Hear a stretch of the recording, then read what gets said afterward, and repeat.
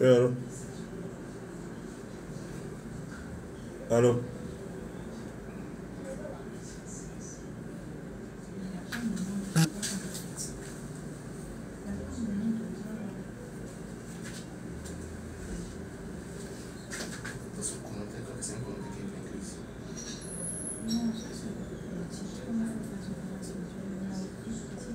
Ce que j'ai écrit là, ça a épinglé dans le commentaire comment faire face au combat spirituel. Comment faire face au combat spirituel? Je comprends pas. Ça c'est Oti qui a épinglé ça.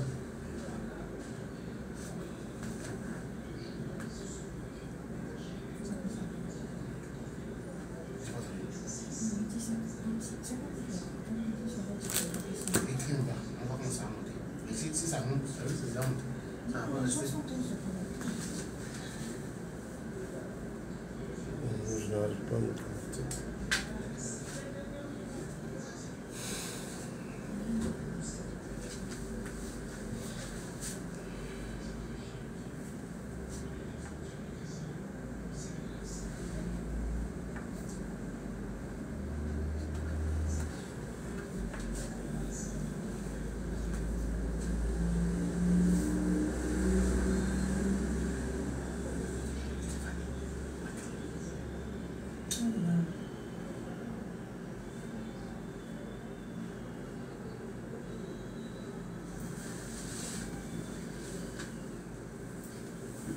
Ah, c'est le thème, hein, pour ceux qui veulent savoir le thème ce soir.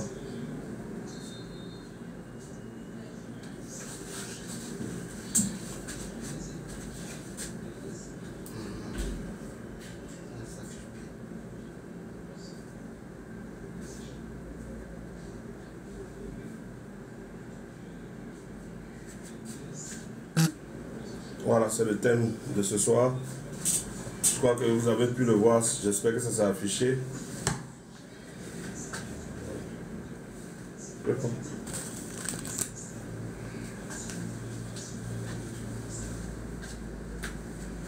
Voilà, on donne juste le temps aux uns aux autres de se connecter.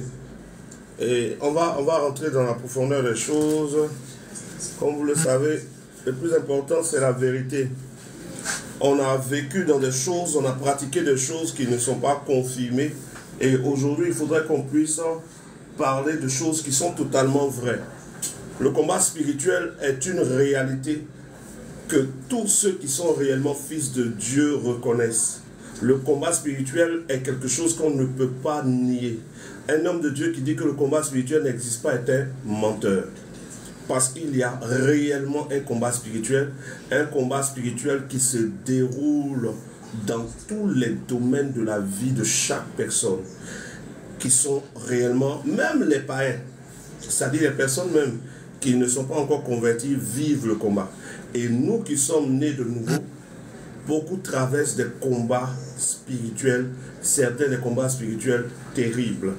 Et ce soir, nous allons pouvoir aborder ce thème de la bonne façon. Lorsqu'on parle de combat spirituel, certaines personnes disent qu'il n'y a plus de combat spirituel parce que Jésus-Christ est déjà mort, Jésus-Christ est ressuscité, alors il n'y a pas de combat spirituel.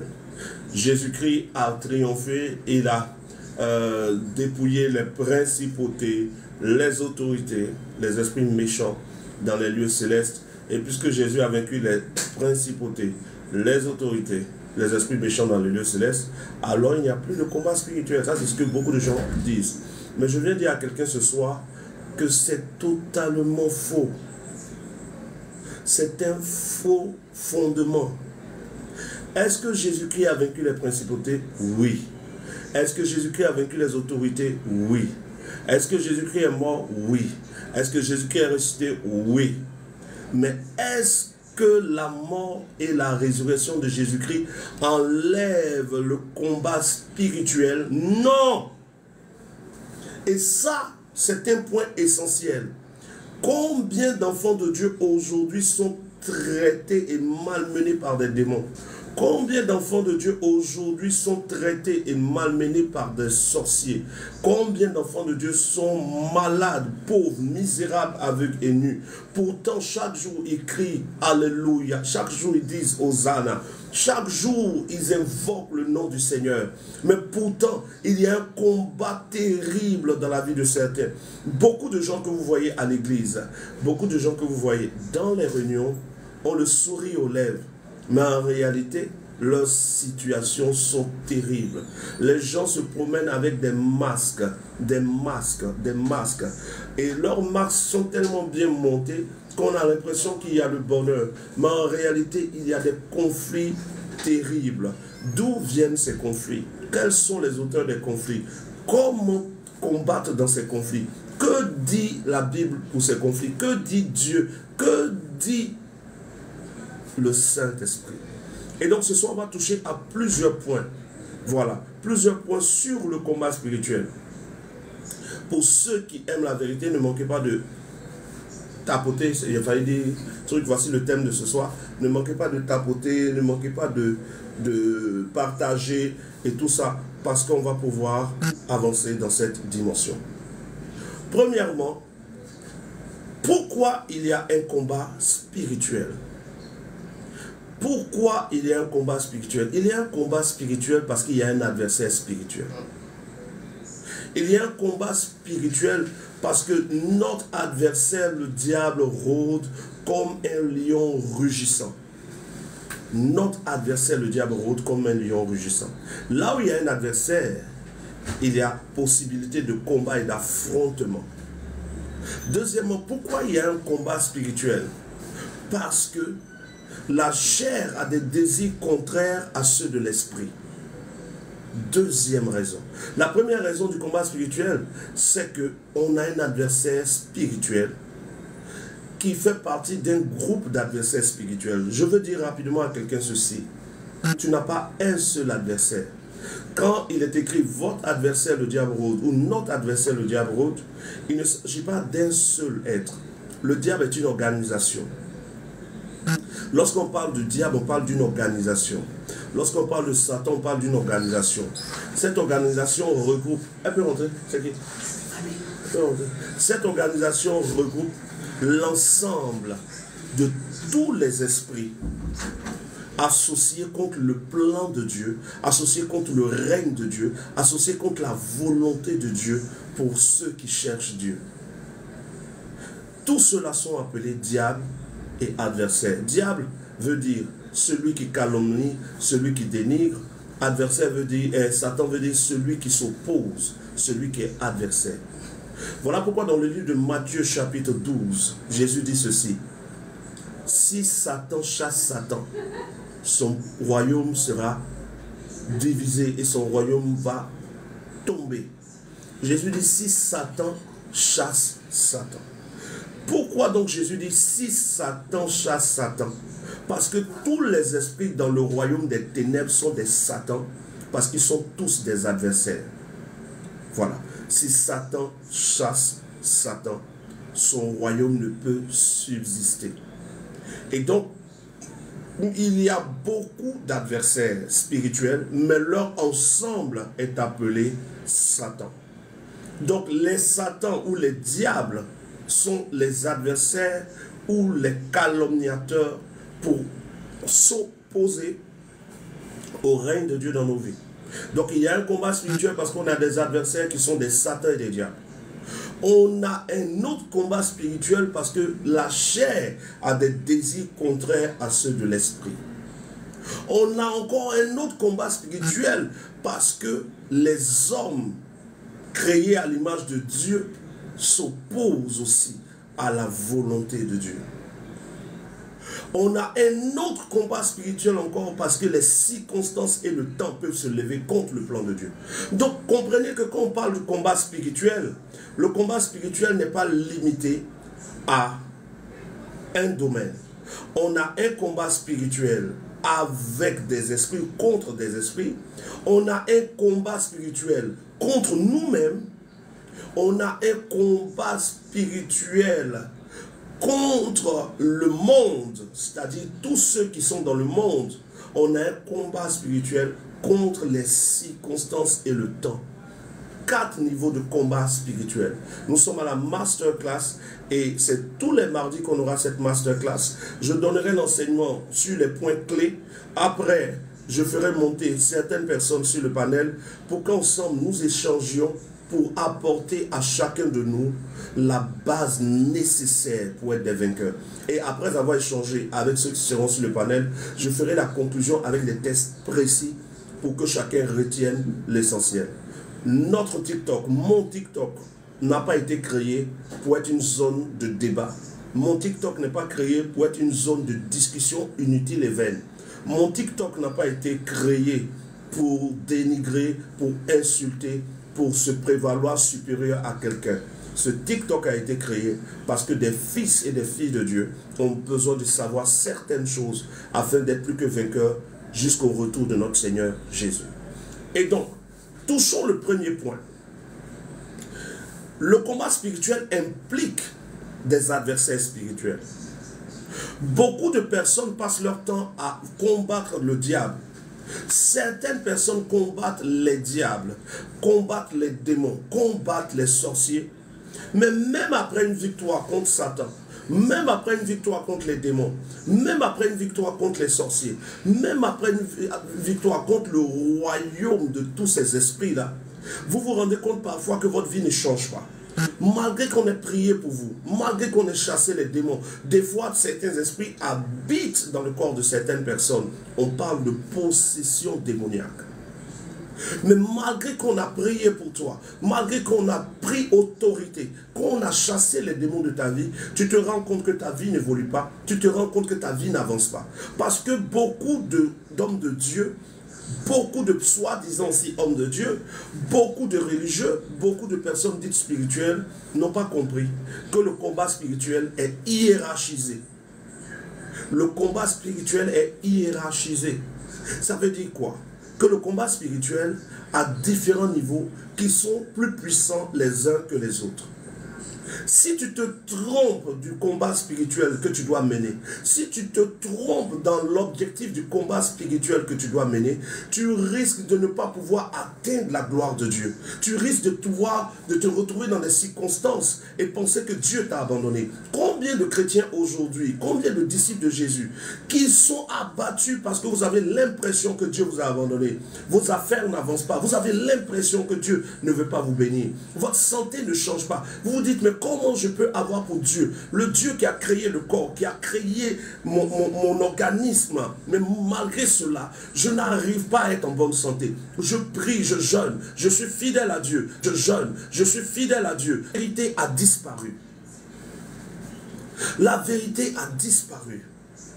Dans le livre de Osée, chapitre 4, verset 6, il est écrit, faute de connaissance, mon peuple périt. Est-ce que vous réalisez le nombre de chrétiens, le nombre de disciples de Jésus, le nombre d'enfants de Dieu qui ont rétrogradé parce que le combat a été tellement dense que ces gens n'ont pas pu tenir? Et beaucoup d'enfants de Dieu, soi-disant enfants de Dieu, ont la joie et le malin plaisir de se moquer, de juger ceux qui tombent. Oh, lui là, c'était un faux, celle-là, c'était une fausse. Non, ceux qui tombent n'ont pas été forcément faux. Ceux qui tombent n'ont pas été forcément hypocrites. Mais certains tombent parce qu'ils n'ont pas eu le soutien qu'il faut. Certains tombent parce qu'ils n'ont pas eu le message qu'il faut. Certains tombent parce qu'ils n'ont pas eu l'amour qu'on devait leur donner qu'il faut. Parce qu'on a pris du temps pour être nous-mêmes des armes contre nos propres frères. On a pris du temps pour dénigrer nos propres frères. On a pris du temps pour se mettre du côté du diable. On s'est mis du côté des démons. Une sœur tombe dans une erreur. Nous publions l'erreur. Un frère tombe dans une erreur. Nous publions l'erreur. Et ce frère est frappé d'humiliation. Ce frère est frappé de honte et ce frère commence à décider de ne plus venir à l'église parce qu'il sait qu'on va se moquer de lui. Et nous encore nous disons, voici tu vas aller à l'enfer.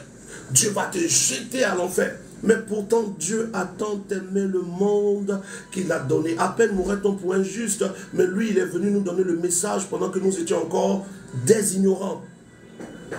Je dis cela d'entrée parce que beaucoup de personnes se disent être tellement purs, Pendant que Dieu est le seul qui est réellement pur. C'est la base qu'il faut que nous ayons ce soir dans ce masterclass. Cette base, c'est que je ne suis pas pur que toi, tu n'es pas pur que moi. Nous dépendons tous de la grâce de Dieu. Ceux qui sont tombés ne sont pas pires que nous. Nous avons eu la grâce de tenir. Dans cette masterclass, que chacun de nous se rappelle que si aujourd'hui nous pouvons encore dire que Jésus est Seigneur, ce n'est pas parce que nous sommes plus saints que ceux qui ne disent plus Jésus est Seigneur, mais simplement parce que Dieu seul nous a fait grâce. Et quand nous comprenons que Dieu nous a fait grâce, nous commençons à avoir le cœur de Dieu. Nous commençons à avoir l'amour de Dieu, même pour ceux qui tombent. Quand nous voyons notre frère en train de dépasser les bornes, quand nous voyons notre sœur en train de s'éloigner du Seigneur, notre cœur nous pousse à l'intercession. Notre cœur nous pousse à l'amour pour cette personne. Et cet amour permet qu'un frère qui tombe se relève, qu'une sœur qui tombe se relève. Mais quand nous devenons ceux qui sont devenus les juges, on est devenus les bourreaux de nos propres frères, on oublie que nous-mêmes, c'est la grâce de Dieu qui nous retient. Et nous commençons à les gens, nous commençons à dénigrer. Le frère a adoré Dieu d'une manière extraordinaire. On n'a pas répandu cela, on n'a pas publié. Le frère vient d'avoir un boulot, on ne publie pas. Le frère vient d'évangéliser dans les rues, on ne va pas en parler. Le frère vient de voler, on répand le vol. On publie le vol, on fait des captures d'écran et on partage aux autres frères. On dit, hé, le frère là, le frère qui priait là, le frère qui prêchait, le frère qui dit, oh, il a volé. Je t'ai dit non, il a volé. Et les parents vont récupérer cela et le frère est dans le dénigrement. On oublie que ce frère qui priait, ce frère qui prophétisait, si aujourd'hui il a volé, ça peut être une attaque du diable. Ça peut être pour un combat spirituel dans lequel il n'a pas pu avoir la victoire. Et c'est à nous de nous rappeler que ce frère priait, de nous rappeler que ce frère jeûnait, de nous rappeler que ce frère nous exhortait et de venir autour de ce frère afin de l'aider à se lever de la bataille dans laquelle il n'a pas pu avoir la victoire. Mais nous oublions que ce frère jeûnait, ce frère priait, on adorait Dieu ensemble. Si aujourd'hui nous entendons quelque chose de mauvais sur cette sœur, nous entendons quelque chose de mauvais sur ce frère, nous devons être la main de Dieu pour ce frère, le cœur de Dieu pour cette sœur, l'amour de Dieu pour ce frère, l'amour de Dieu pour cette sœur, parce que nous ne sommes pas meilleurs que quelqu'un. Le prophète aujourd'hui n'est pas meilleur que celui qui n'est pas prophète. Le pasteur n'est pas meilleur que l'évangéliste. L'évangéliste n'est pas meilleur que le docteur. Le docteur n'est pas meilleur que l'apôtre. Nous ne sommes pas meilleurs. Nous avons tous reçu la grâce de Dieu. Ce soir, que ce soit la base. Quand nous allons commencer à toucher les endroits profonds de cet enseignement, que cette base ne quitte pas notre tête. Parce que là où toi tu n'es pas tombé, quelqu'un est tombé. Mais là où toi tu es tombé, quelqu'un a résisté. Là où toi tu as pu dire non, quelqu'un n'a pas pu dire non. Mais là où quelqu'un est capable de dire non, toi tu peux, peut-être tu ne pourras pas dire non. Mais si chacun de nous devient la couverture de l'autre par l'amour que Dieu a mis en nous, alors Satan ne triomphera même pas de l'un d'entre nous. Si nous sommes un, nous serons toujours plus que vainqueurs. Entrons maintenant donc dans le thème ou dans la thématique du jour, le combat spirituel. Comprenez que parfois vous avez la victoire dans un combat spirituel, mais vous sentez que la situation ne change pas dans votre vie. Simplement parce qu'il y a différents types de combats spirituels. Ce soir, je ne toucherai pas tout de ce qui concerne le combat spirituel, mais je toucherai des points clés. Et à la masterclass du mardi prochain, je toucherai d'autres points clés. Et si cela est nécessaire, avant la fin de cette semaine, nous viendrons. Voilà. Mais comprenez ceci. Vous n'êtes pas meilleur que quelqu'un d'autre. Voici pourquoi il est écrit ceci. Toi qui juges celui qui est tombé, prends garde, car tu es un homme comme lui et tu es capable aussi de tomber. Quand tu sais que tu es un homme comme celui qui est tombé, alors sache que si tu n'es pas tombé, c'est parce que la grâce de Dieu t'a soutenu. Touchons maintenant les différents niveaux de combat spirituel. Lorsque tu entends combat spirituel, retiens ceci. Ça veut dire affrontement spirituel. Le combat spirituel parle d'adversaire spirituel. Or, nous n'avons pas un seul adversaire spirituel. Il y a différents types d'adversaires spirituels. Et si tu arrives ce soir à identifier les différents types d'adversaires spirituels, tu sauras comment affronter ces adversaires et comment triompher dans les différents types de batailles et de combats de ta destinée. Comme nous le disons ce soir, le thème c'est comment faire face aux combats spirituels de nos vies. Vous allez voir sur le titre, comment faire face aux combats spirituels de vos vies. Eh bien, sachez que les combats spirituels se classent par type d'adversaire. Il n'y a pas que les diables et les satans qui sont des adversaires. Et il y a différents autres adversaires que toi, enfant de Dieu, aujourd'hui, tu dois pouvoir comprendre, tu dois pouvoir maîtriser. D'accord. Premier adversaire dans le combat spirituel. On vous a dit, et beaucoup d'hommes de Dieu le prêchent jusqu'à aujourd'hui, que l'adversaire de nos âmes, l'adversaire contre lequel on doit réellement se lever dans le combat, le premier adversaire à affronter, c'est Satan. Eh bien, ce n'est pas vrai. Satan n'est pas le premier adversaire, l'adversaire le plus puissant contre nos vies. L'adversaire le plus puissant de ta vie, ce n'est ni le diable, ni les démons, ni les sorciers. L'adversaire le plus puissant de ta vie, celui qui est capable de détruire ta vie, c'est toi-même. Tu es l'adversaire le plus terrible de ta destinée. Tu es l'adversaire le plus tenace, l'adversaire le plus méchant, l'adversaire le plus monstrueux. En réalité, Satan ou le diable ne travaille que là où on n'a pas vaincu son propre adversaire qui est soi-même. Lorsque tu n'as pas la victoire sur toi-même, c'est là que Satan devient puissant. Satan ne peut pas être puissant là où un homme a eu la victoire sur lui-même. Satan ne peut pas être puissant là où une femme a eu la victoire sur elle-même. L'adversaire le plus puissant de ta destinée, c'est toi-même. Quand vous lisez votre Bible, vous allez vous rendre compte de quelque chose d'extraordinaire. Il est écrit ceci, que Dieu, en envoyant Jésus dans le monde, a envoyé Jésus-Christ afin que nous connaissions la vérité et que la vérité nous affranchisse. La vérité nous affranchit de quoi? À quel moment quelqu'un est-il sauvé? Aucun homme, aucune femme n'entre dans le salut par le fait qu'on chasse les démons de sa vie. On peut chasser les démons de ta vie. Esprit de mort, sors. Esprit des eaux, sors. Esprit de X, sors. Esprit de Y, sors. Sans que le salut n'entre en toi. Parce que le problème de ta destinée, ce n'est pas Satan. Le problème de ta destinée, c'est toi-même. Quand Jésus-Christ vient sur terre, Jésus-Christ prêche un message, et ce message comporte cette phrase: repentez-vous. Le message ne dit pas soyez délivrés des démons. Le message ne dit pas il faut qu'on chasse les démons de ta vie. Le message commence par repens-toi. Se repentir, c'est reconnaître qui nous sommes. Pourquoi le message de Jésus parle de reconnaître qui nous sommes en premier? Parce qu'en premier, le problème de l'homme, c'est l'homme lui-même. Le problème de l'homme, ce n'est pas les démons. Les démons ne savent que sur ce que tu n'as pas vaincu. Regardez par exemple, parmi nous, certaines personnes arrivent à résister devant l'argent. Mais certains qui ont résisté devant l'argent ne résistent pas devant la femme. Certains qui résistent devant les femmes ne résistent pas devant la colère. Certains qui résistent devant les femmes et la colère cèdent devant l'argent.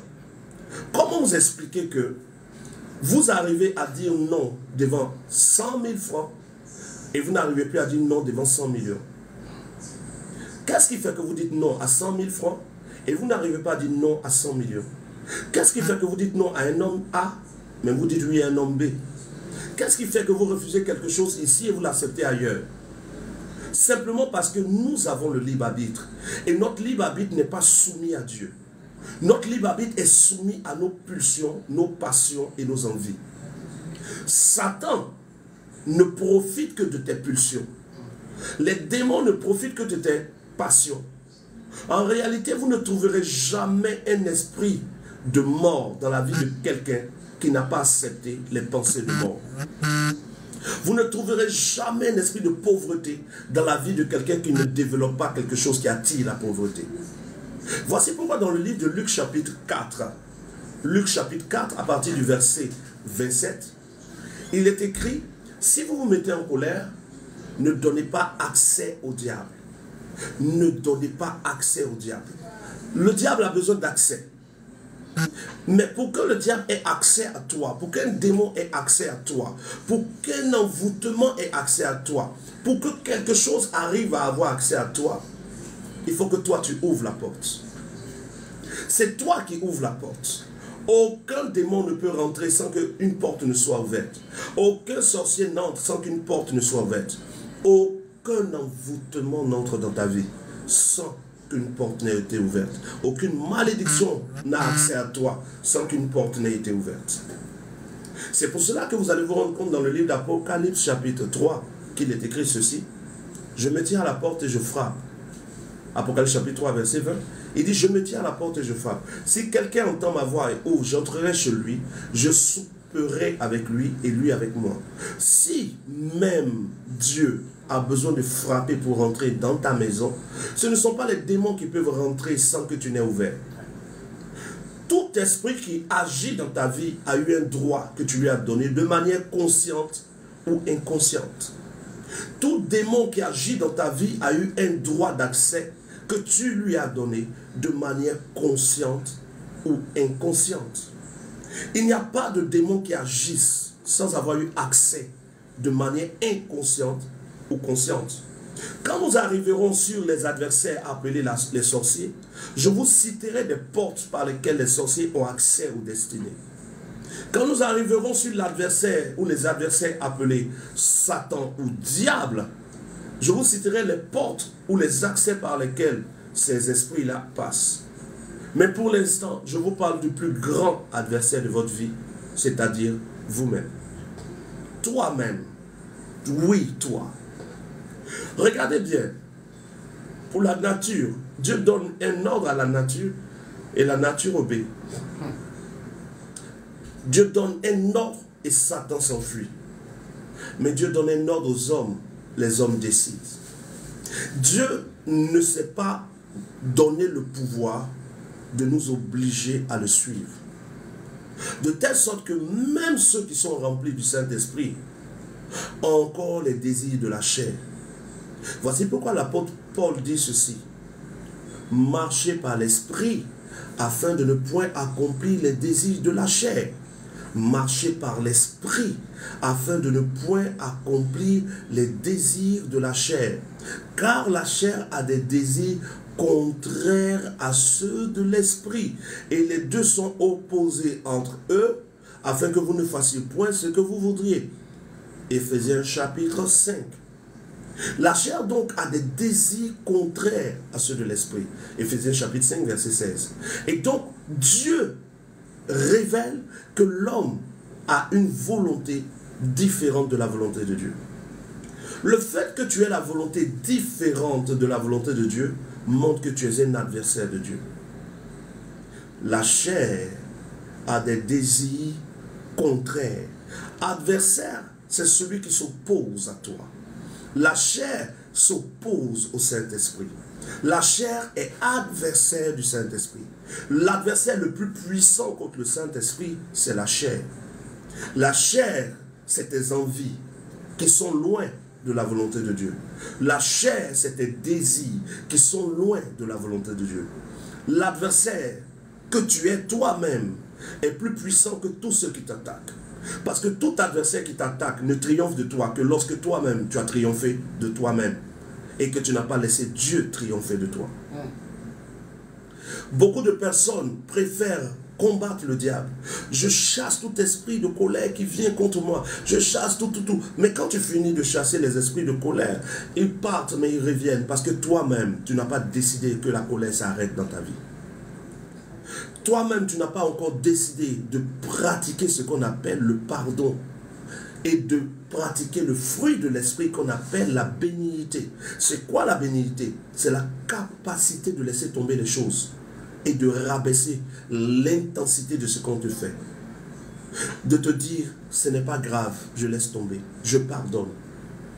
Quand le pardon manque dans ta vie, c'est une ouverture de plusieurs sortes de combats spirituels, de combats et d'adversité en toi.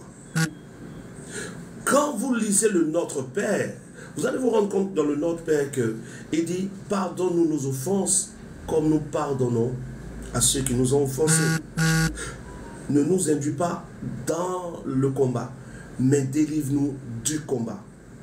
Dans vos Bibles, il est écrit, ne nous induis pas dans la tentation ou dans l'épreuve, mais délivre-nous de l'épreuve. L'épreuve est un combat, la tentation est un combat. Donc, comprenez bien ce que je dis. Il y a différents niveaux de combat, mais le premier niveau du combat, c'est le combat contre toi-même. Ce combat consiste à faire sur toi l'effort d'obéir à Dieu qu'à ta chair. Ta chair est opposée au Saint-Esprit. La chair a des désirs contraires à ceux de l'Esprit. Les deux sont opposés entre eux afin que tu ne fasses point ce que tu voudras. Tu as donc des envies qui seront opposées au Saint-Esprit. Donc en toi, il y aura un combat. Quand vous lisez le livre de Romains chapitre 7, à partir du verset 7, jusqu'à la fin, vous allez voir que l'apôtre Paul parle d'un combat. Il dit, j'ai dans mon cœur le désir de faire le bien, mais j'ai dans mes membres une autre loi qui me pousse à désobéir. Une envie qui fait que je veux faire autre chose. Misérable que je suis comme partagé entre moi-même. Je veux moi-même être agréable à Dieu, mais en même temps j'ai envie de faire certaines choses que je sais que peut-être Dieu ne va pas aimer, ou je sais que Dieu ne va pas aimer. Le premier adversaire de ta destinée, c'est toi-même. Pourquoi est-ce qu'il y aura un jugement dernier? Parce que Dieu n'accuse pas Satan de tes choix. Pourquoi il y aura un jugement dernier? Et que Dieu va demander compte à chacun de nous des actes qu'on pose. Parce que Dieu ne tient pas les démons responsables de nos choix. Dieu ne tient pas les sorciers responsables de nos choix. Dieu ne tient pas le diable responsable de nos choix. Dieu ne tient pas les diables et les satans responsables de nos choix. Nous sommes responsables de nos propres choix. Regardez comme exemple. Regardez comme exemple. Quelqu'un vous dira, je ne sais pas comment arrêter de voler. Mais pourtant, cette personne choisit l'heure à laquelle elle va voler. Si c'est le diable qui te pousse à voler, ton intelligence ne participera pas à ce vol. Tu marcheras en pleine journée, tu verras même un policier, un gendarme arrêté, et tu iras prendre le portable du gendarme. Et il t'abattra avec son fusil, on se rendra compte que ce n'était pas de ta faute. Mais quand tu vois un gendarme arrêté, tu le dépasses. La zone où tu vois les policiers, tu n'agresses personne. La zone où il n'y a personne, c'est là que tu te manifestes. Parce que ton intelligence participe. Aucun démon de vol ne peut te pousser à voler si tu n'as pas décidé de voler. Si tu n'es pas favorable à l'argumentation du vol. Parce que le vol est une pensée. Le meurtre est une pensée. À la base, chacun de nous manifeste une pensée. La pensée conçue dans notre raisonnement produit nos actions. C'est ce que tu as pensé, tu as analysé, tu as mûri et que tu as validé que tu pratiques. Voici pourquoi nous allons faire une lecture toute simple. Cette lecture se trouve dans le livre de 2 Corinthiens chapitre 5. Non, mais on va plutôt même aller plutôt à 2 Corinthiens chapitre 10. Que Dieu bénisse ceux qui envoient des cadeaux. En général, moi, vous savez, je ne parle pas tellement de cadeaux, mais je vis certaines personnes qui le font. Que Dieu vous bénisse. Gloire à son nom. Que Dieu bénisse ceux qui t'apportent. Que Dieu bénisse ceux qui partagent. Que Dieu bénisse ceux qui sont silencieux parce qu'ils sont en train d'écouter pour être meilleurs. La grâce de Dieu sur chacun de nous. Allez, nous sommes à 2 Corinthiens chapitre 10. Nous regardons le verset 3. Regardez bien ce qui est écrit. Si nous marchons dans la chair, nous ne combattons pas selon la chair. Car les armes avec lesquelles nous combattons ne sont pas charnelles. Vous voyez, il dit si nous marchons dans la chair, bien sûr, nous sommes sur terre, c'est ce qu'il veut dire. Nous ne combattons pas sur la chair. Selon la chair, bien sûr, nous ne combattons pas avec une épée, un revolver, une mitraillette. Non, ce n'est pas des armes physiques. Mais les armes avec lesquelles nous combattons sont puissantes par qui? Par la vertu de Dieu. Elles sont puissantes pour faire quoi? Pour renverser des forteresses. Ah, voilà, donc on va voir les forteresses de Satan. Non, ici le passage ne parle pas de Satan. Parce que Satan, les démons, les sorciers ne sont pas le premier adversaire de l'enfant de Dieu. Regardons 2 Corinthiens 10, verset 5. Nous renversons les raisonnements. Les raisonnements. Et toute hauteur qui s'élève contre la connaissance de Dieu, et nous amenons toute pensée captive à l'obéissance de Christ. Quand vous regardez le verset 4 de 2 Corinthiens 10, verset 4, il est écrit: car les armes avec lesquelles nous combattons ne sont pas charnelles, mais elles sont puissantes par la vertu de Dieu pour renverser des forteresses. Mais qu'est-ce qui est renversé? Qu'est-ce qui est donc appelé forteresse? Regardons dans le passage, qu'est-ce qui est renversé pour savoir c'était quoi la forteresse. Nous sommes au verset 5. Nous renversons les raisonnements. Qu'est-ce que donc l'apôtre Paul appelait forteresse ici? Les raisonnements. Et qu'est-ce que ces raisonnements vont faire? Les raisonnements et toute hauteur qui s'élève contre la connaissance de Dieu, et nous emmenons toute pensée captive à l'obéissance de Christ. Les raisonnements créent des pensées. Et ces pensées qui ne viennent pas de Dieu deviennent des pensées captives. Qu'est-ce qu'une forteresse dans le combat spirituel? Ce n'est pas l'endroit où les démons s'entassent. Ce n'est pas l'endroit où les sorciers se réunissent. C'est l'endroit où toutes tes pensées qui ne confessent pas Dieu se sont entassées. En toi, il y a des pensées qui ne viennent pas de Dieu. En toi, il y a des envies qui ne viennent pas de Dieu. En toi, il y a des pulsions qui ne viennent pas de Dieu. Et c'est cet ensemble d'envies, de pensées, de pulsions, issues de tes raisonnements, qui sont appelées forteresses. Cette forteresse est en toi, parce que les pensées viennent de ton esprit. Lorsque Jésus-Christ était sur terre, Jésus-Christ dit ceci: ce n'est pas ce qui rentre dans l'homme qui souille l'homme, mais c'est ce qui sort de l'homme qui souille l'homme. Car c'est des pensées que sortent du cœur de l'homme que sortent les mauvaises pensées, les meurtres, les vols, les mensonges. Toutes ces choses viennent du cœur de l'homme, viennent des pensées de l'homme. Tu n'as pas comme premier adversaire Satan, parce que Satan n'est pas tes pensées. Les démons ne produisent pas tes pensées. Les sorciers ne produisent pas tes pensées. Mais toi-même, tu es à l'origine de tes pensées. Parce que ton cœur est attiré par des choses qui s'amassent en toi et qui te donnent une mentalité, un type de raisonnement, un type de pensée qui te rend captif ou captive toi-même. Dans ton propre corps, tu es captif de certaines choses qui te dominent.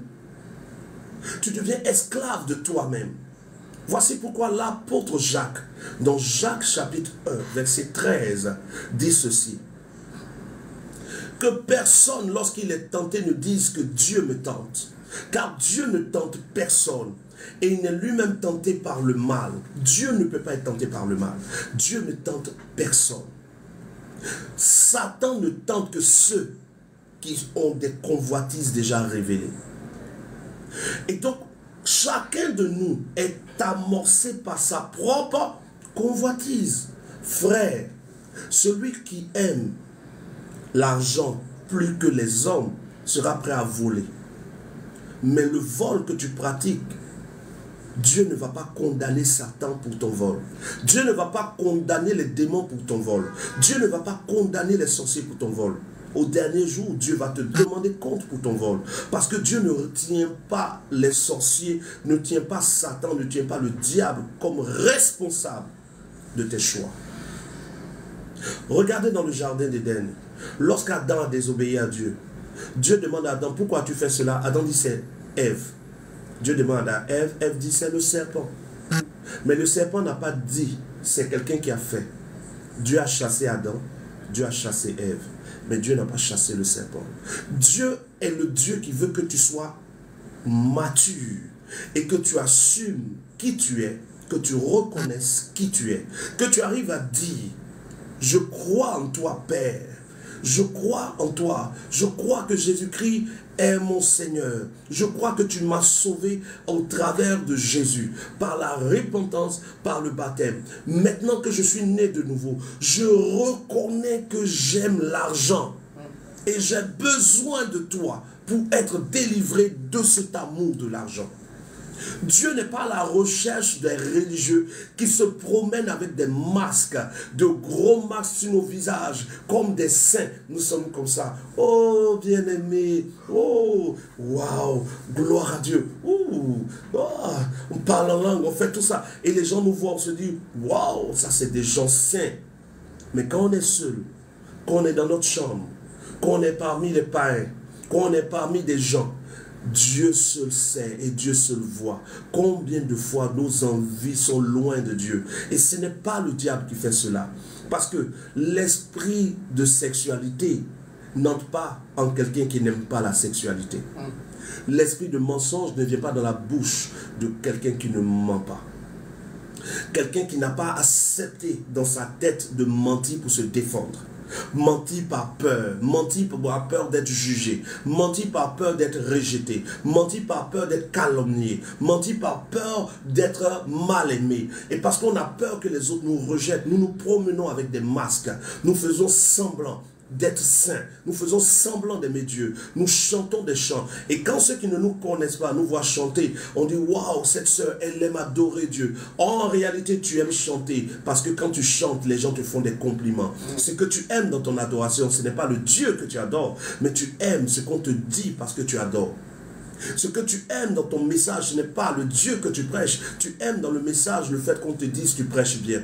Notre égocentrisme, notre orgueil, notre soif d'être aimé nous pousse à faire des choses que les autres croient être pures. Mais nous-mêmes dans notre cœur, dans notre intimité, si vous êtes sincère avec vous-même, vous pouvez savoir ce que votre cœur vous dit, ce que votre esprit vous dit. C'est lorsque tu rejettes qui tu es, lorsque tu décides de te faire passer pour ce que tu n'es pas, que Satan devient le deuxième adversaire.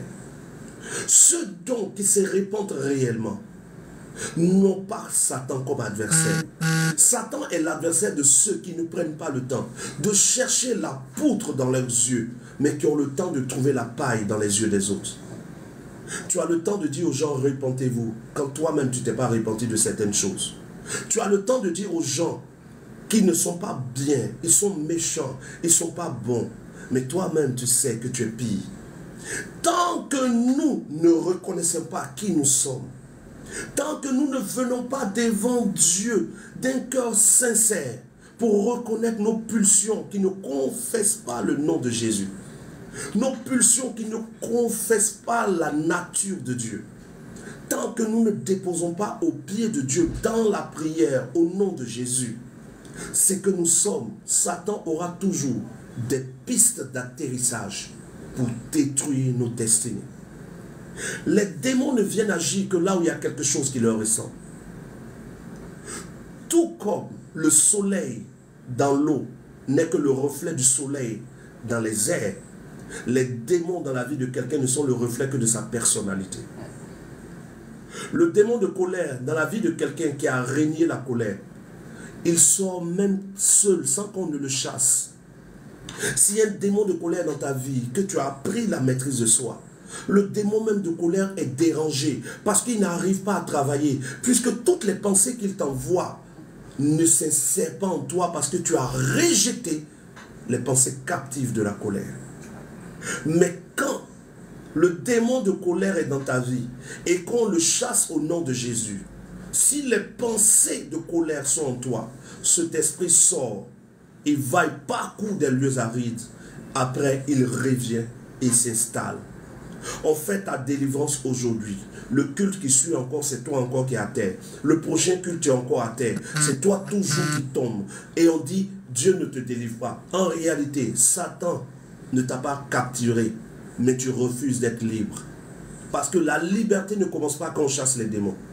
La liberté commence quand on accepte la vérité. La liberté commence quand on accepte la parole. La liberté commence quand on accepte de se soumettre à la vérité. Frère, le combat spirituel qu'on nous a prêché, est le faux combat spirituel. Ce combat spirituel dans lequel on te dit d'envoyer le feu contre le diable. J'envoie le feu, le feu, le feu, le feu, le feu. Frère, c'est un faux combat. Comment pourras-tu envoyer le feu contre le diable quand l'enfer ou la gêne de feu lui est destiné à la fin des temps? Quel est ce feu que tu lui envoies? Comment peux-tu envoyer le diable sur un esprit que tu ne vois pas? Quand tu lis le livre d'Apocalypse chapitre 12, il est écrit, et il y eut un combat dans les cieux. Michael et les anges combattirent contre le dragon et contre le serpent, contre le diable et contre ses anges. Michael et les anges combattirent. Il n'est pas écrit Michael et les anges envoyèrent du feu. Pourquoi on se lance dans des évangiles qui n'existent pas? Beaucoup de personnes suivent mes pages. Mais combien de chrétiens comprennent le message que Dieu m'a donné pour l'église? Beaucoup sont là, oh, ce prophète, il ne dit pas les choses qu'on nous dit. Je ne dirai pas ce que tout le monde dit. Parce que ce que tout le monde dit n'est pas la norme. La norme, c'est la vérité. La vérité vient de Dieu. Cette vérité peut être comprise simplement si vous écoutez. On vous dit d'envoyer le feu sur le diable. Mais qu'est-ce que Jésus dit? Regardons ensemble un passage. Regardez, je vous montre. Nous avons, pour ceux qui nous prennent en marche, nous sommes en train, je fais un résumé rapidement avant le passage. Voici le thème de ce soir. Tous les mardis, je serai en direct sur TikTok. Et ce direct est appelé Masterclass. La Masterclass. Le thème ce soir, c'est comment faire face au combat spirituel de nos vies. Tous les jeudis, je serai en direct sur Facebook. Le jeudi, à partir de 20h30, le direct aura pour thème la loi, la grâce, les sept portes spirituelles par lesquelles les démons passent. Les 3 domaines de ta vie que tu dois le plus surveiller. C'est ce jeudi à partir de 20h30 sur Facebook. Ce soir, nous parlons de comment faire face au combat spirituel de nos vies. Et d'entrée, je fais comprendre à chacun de nous, pour ceux qui sont capables d'avoir l'humilité de comprendre, que nous ne sommes pas meilleurs que ceux qui sont tombés. Nous ne sommes pas mieux que ceux qui ont abandonné la foi. L'idéal pour nous serait même de temps en temps d'élever la voix pour que Dieu leur fasse grâce. Et nous avons défini qu'il y a 4 niveaux de combat. 4 niveaux de combat. 4 niveaux. Et les niveaux de combat dépendent des types d'adversaires. Et nous avons compris que l'adversaire le plus puissant contre nos destinées, c'est nous-mêmes. La chair, le vieil homme, est l'ennemi le plus puissant contre Dieu. Le deuxième adversaire le plus puissant, c'est Satan et l'armée de Satan. Le 3e adversaire le plus puissant, c'est le monde qui nous entoure. Le 4e adversaire le plus puissant, ce sont les circonstances et le temps. Et on va toucher à ces 4 niveaux. Le niveau le plus terrible, c'est le vieil homme, c'est-à-dire toi-même. Et je viens de vous donner des passages. Je viens de vous donner 2 Corinthiens chapitre 10 verset 3 à 5 qui dit que si nous combattons dans la chair, les armes avec lesquelles nous combattons ne sont pas charnelles mais elles sont spirituelles pour renverser des forteresses. Et nous avons compris que la forteresse ici, ce ne sont pas les forteresses de Satan. Ce ne sont pas les forteresses des démons. Ce ne sont pas les forteresses des sorciers. Les forteresses ici, ce sont tes raisonnements, les pensées captives qui sont en toi. Qu'est-ce qu'une pensée captive? Nous allons en parler. Mais lisons d'abord ce passage pour comprendre quelque chose de vraiment important. Je suis dans le livre de Luc. Mais on va vérifier d'abord dans le livre de Jean. Jean chapitre 14. Jean chapitre 14, verset 30. Voici ce que Jésus dit dans le livre de Jean chapitre 14, le verset 30. Il dit ceci. Je ne parlerai plus guère avec vous, car le prince du monde vient, il n'a rien en moi. De quel prince du monde Jésus parlait? Il parle bien du prince des ténèbres, du prince des satans, du prince des diables, du prince des démons. Dans Matthieu chapitre 12, ce prince est appelé Belzébul. Donc, Jésus dit, je ne parlerai plus guère avec vous, car le prince du monde vient. Mais Jésus ajoute un détail. Il n'a rien en moi. Frère, Satan ne peut rien prendre en toi si Satan n'a rien en toi. Le vieil homme ou la chair est le partenaire idéal du diable et des démons. Le vieil homme et la chair est le partenaire idéal du diable et des démons. Vous lisez bien vos Bibles, vous n'allez pas voir les œuvres des démons. Mais vous allez voir qu'il est cité les œuvres de la chair. Pourquoi on cite les œuvres de la chair et on ne cite pas les œuvres des démons? Parce que chaque démon va se cacher dans une œuvre de la chair. Quand on parle des œuvres de la chair, c'est quoi? C'est tout ce que nous faisons que Dieu nous interdit de faire. Tout ce que nous faisons pour lequel Dieu n'est pas d'accord devient une œuvre de la chair. Tout ce que nous faisons que Dieu n'a pas approuvé. Les œuvres de la chair, ce n'est pas tout ce que nous faisons par passion. Je peux adorer Dieu par passion. Je peux travailler avec passion sans que ce ne soit une œuvre de la chair. Mais, dès l'instant que ce que je fais par passion, de tout mon cœur, n'est pas soumis à Dieu, ça devient une œuvre de la chair. Ça devient une œuvre de la chair. Ça devient une œuvre du vieil homme. Or, selon le livre de Éphésiens chapitre 5, je crois à partir du verset 16, la chair a des désirs contraires au Saint-Esprit. Or, contraire veut dire opposé. Opposé, c'est adversaire. Le premier adversaire, c'est tes désirs. C'est toi, tes envies. Ton manque de soumission à Dieu est le premier adversaire qui détruit ta destinée. Tu peux combattre le diable. Et même quand tu l'aurais vaincu, si tu n'as pas soumis ta vie à Dieu, alors tu auras échoué. Regardez avec moi ce test. Nous sommes dans le livre de Jacques. Si je parle vite, précisez-moi. Hein. Nous sommes dans le livre de Jacques.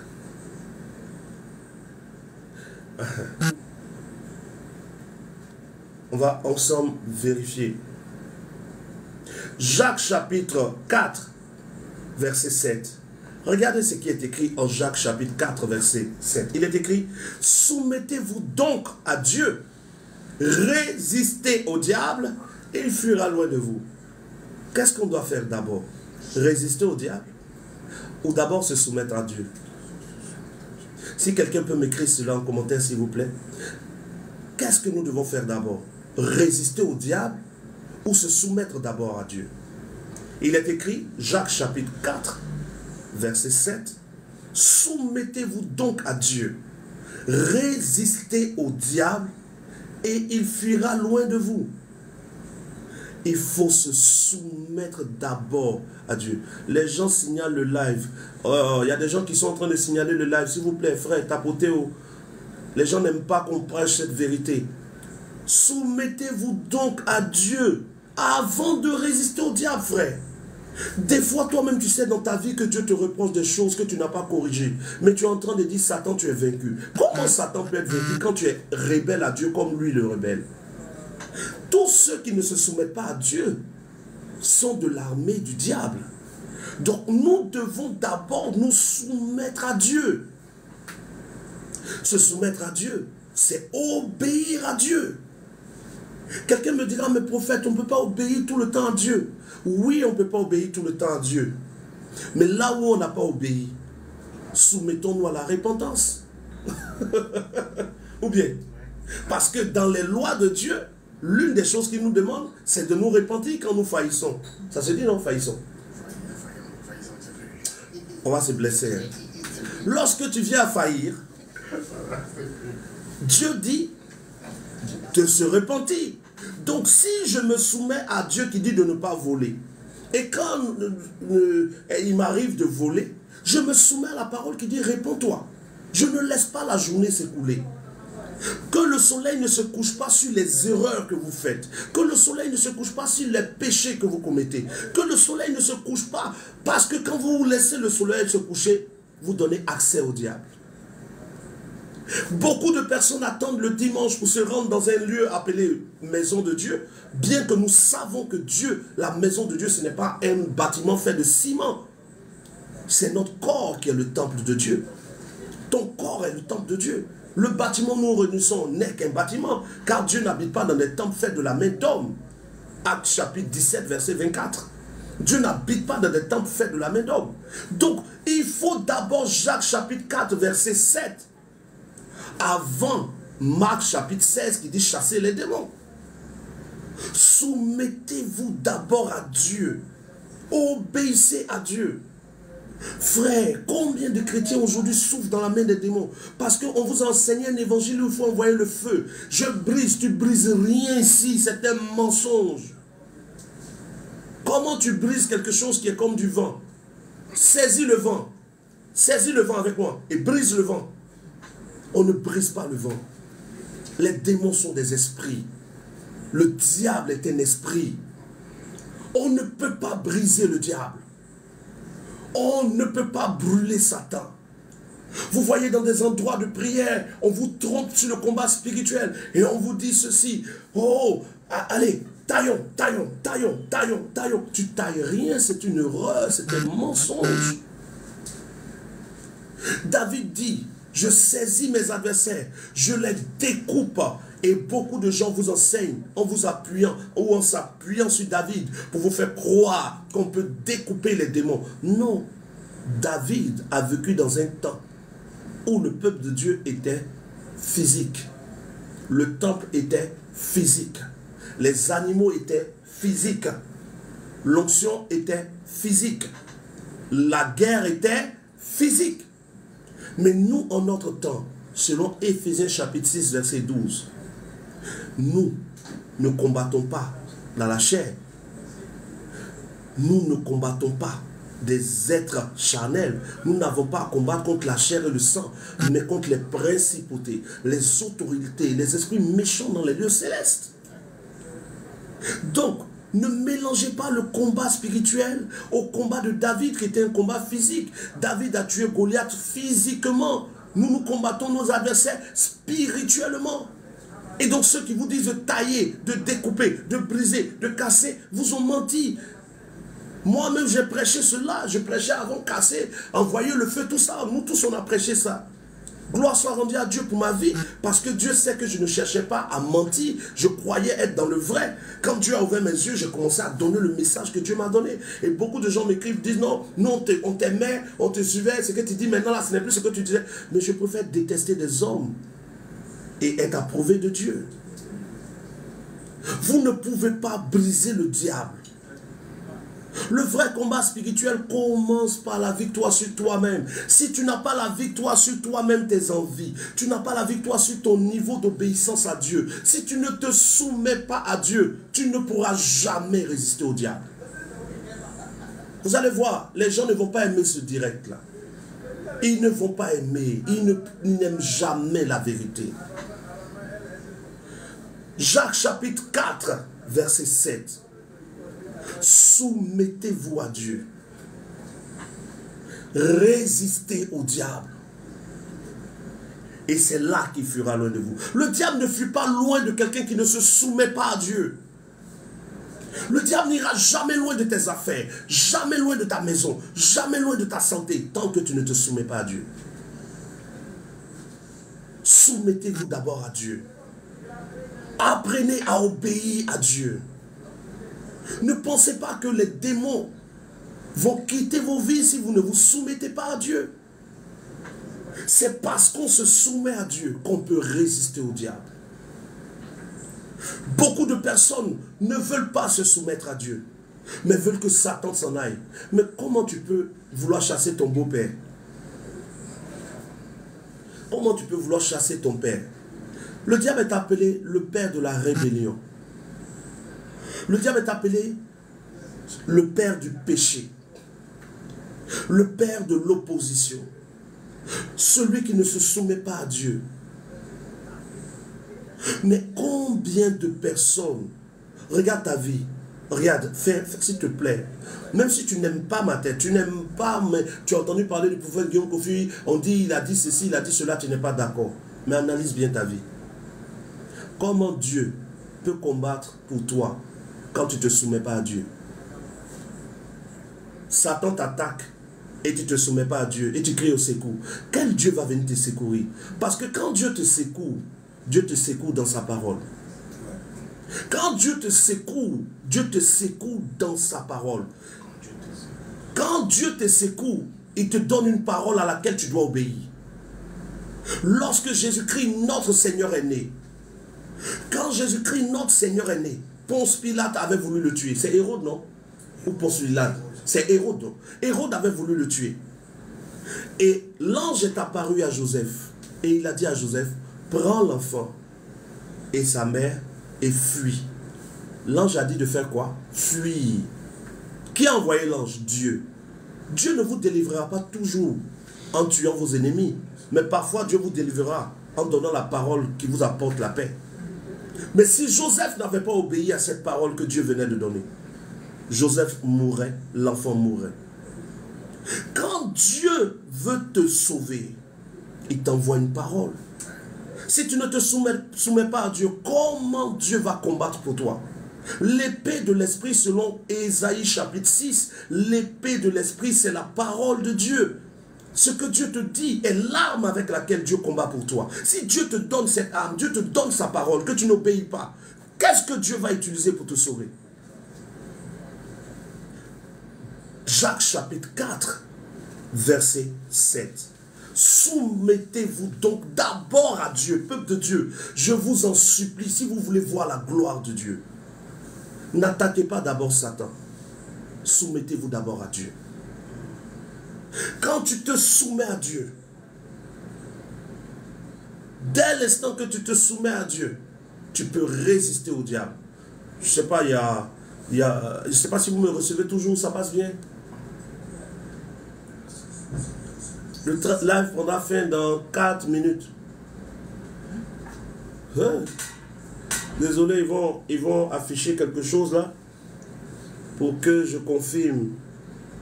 Hein? Désolé, ils m'ont mis, fait glisser la pièce dans le puzzle pour que le live continue. Voilà. Donc, ils ont failli me bloquer le live par les tapoter. Voici la thématique de ce jour. Comment faire face au combat spirituel de nos jours. Hein?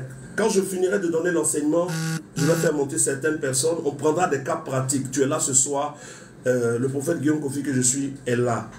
Quand je vais ouvrir le panel, tu montes, tu as une situation, tu l'exposes, je te donne comment agir, je te donne des passages, je te donne la ligne à faire pour sortir de ce combat.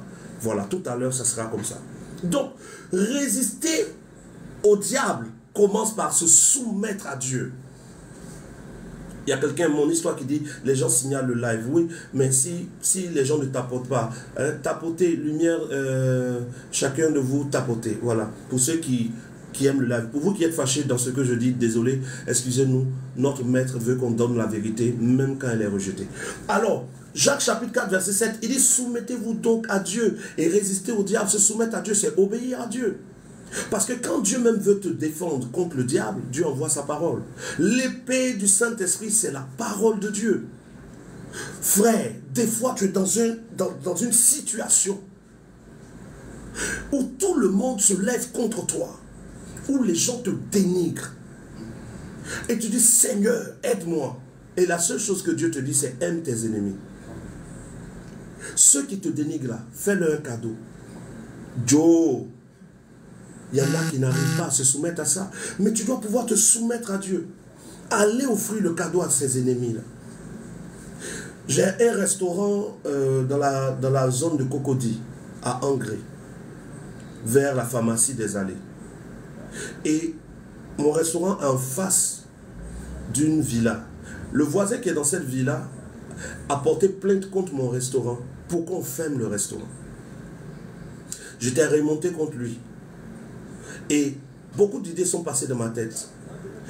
Mais comment ça s'est passé? Je suis allé voir ce voisin. Pendant qu'il avait eu un souci avec sa voiture, je suis allé l'aider. Ce même voisin a eu des histoires avec un inconnu qui voulait se battre avec lui. Dieu m'a dit, va le défendre. Je suis venu me mettre devant. Au risque d'être poussé, celui-même qui voulait se battre avec le voisin a eu même à me pousser. Quand il m'a poussé net là, le vieil homme a voulu réagir d'une manière. Genre, je me suis dit, la pensée est venue. Joe! Mais ça sonnait dans mon esprit. Ne soumets-toi à Dieu. Résiste à ces pensées-là. Et quand je l'ai défendu ce jour-là, après ce jour-là, plus jamais il n'a porté plainte. Chaque matin quand il me voit, il me salue de loin. Comment est-ce que j'ai triomphé de cette adversité? En me soumettant à Dieu. Parfois, vous croyez que la solution viendra par votre prière.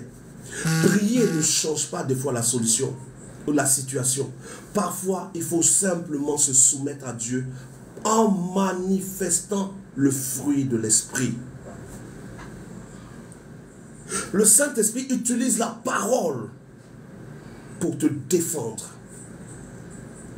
Il dit, à moi la vengeance, à moi la rétribution, dit l'Éternel des armées. Ne vous défendez pas vous-même. N'attaquez pas vos ennemis, aimez vos ennemis. Quand Jésus disait aimez vos ennemis, les gens aujourd'hui n'ont pas compris. Qu'il dit pardonnez à ceux qui vous veulent du mal. Parce que quand tu pardonnes, quand tu te soumets à ces paroles de Dieu, Dieu lui-même se lève en ta faveur. Le premier ennemi, ce n'est pas Satan, c'est ton vieil homme. Jacques chapitre 4, verset 7, soumettez-vous à Dieu. Résistez ensuite au diable et il fuira loin de vous. Avant de passer sur un exemple très clair, je dis ceci. Le diable ne fuit pas loin de ceux qui ne se soumettent pas à Dieu. Si tu ne te soumets pas à Dieu, si tu veux, il faut envoyer le feu. Il faut casser, il faut briser. Il sera avec toi. Il ne va jamais te laisser. Il sera avec toi. Soumettez-vous donc à Dieu. Résistez au diable. Dans le livre de Jean chapitre 14 verset 30, Jésus dit, le prince de ce monde vient, mais il n'a rien en moi. Parce que Jésus était soumis à Dieu. Il se soumettait à Dieu. Satan ne pouvait rien faire contre lui. Quand tu es soumis à Dieu, même quand le diable vient, tu arrives à résister, il fuit loin de toi. Voici l'exemple de cette première partie que je viens de donner. Cet exemple va être très clair. Cet exemple montre qu'on ne brûle pas le diable. Cet exemple montre qu'on ne casse pas les œuvres du diable. Cet exemple montre qu'on n'attache pas Satan. On ne brise pas ses os. Voici, excusez-moi, l'exemple du premier niveau de combat. Le combat spirituel le plus important de ta vie, c'est-à-dire le combat contre toi-même, tes envies et tes désirs. Ce texte se trouve dans Matthieu, chapitre 4, à partir du verset 1. Alors Jésus fut emmené par l'Esprit dans le désert. Et pendant qu'il était dans le désert, il fut tenté par le diable. Il va y avoir donc un combat spirituel dans le désert. Après avoir jeûné 40 jours et 40 nuits, il eut faim. Et le diable, le tentateur, s'est approché de Jésus notre Seigneur. Et le diable qui s'approche de Jésus lui dit, si tu es le Fils de Dieu, ordonne que ces pierres deviennent des pains. Frère, ce premier niveau, ne lis pas tout le reste du texte, écoute-moi, tu vas être édifié. Le diable lui dit, si tu es le Fils de Dieu, ordonne que ces pierres deviennent des pains. Beaucoup d'enfants de Dieu subissent ce niveau d'attaque. Comment tu peux dire que tu es fille de Dieu et tu n'as même pas un travail? Ça, Satan te le dit très souvent. Toi qui dis tu es enfant de Dieu, mais regarde, les païens même ont des véhicules, toi tu n'en as pas. Tu es enfant de Dieu, mais regarde, tu es malade. Si tu es vraiment enfant de Dieu, pourquoi tu es tombé malade? Si tu es vraiment enfant de Dieu, pourquoi tu as perdu telle personne? Si tu es vraiment enfant de Dieu, pourquoi tu as perdu ton travail? Où est ton Dieu? Ce niveau de combat arrive très souvent aux enfants de Dieu. Et quand Satan commence à dire cela, c'est que Satan sait qu'en toi, il vérifie si en toi il y a un complexe. Ce type de combat ne marche que sur les personnes complexées.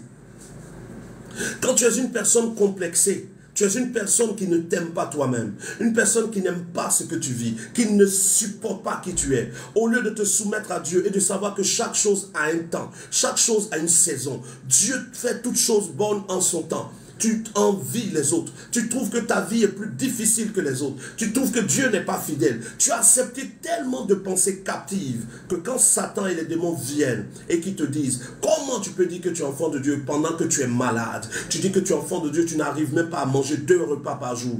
Tu as dit que tu es enfant de Dieu, mais regarde où tu habites. Regarde tes habits. Tu n'as même pas un fer à repasser.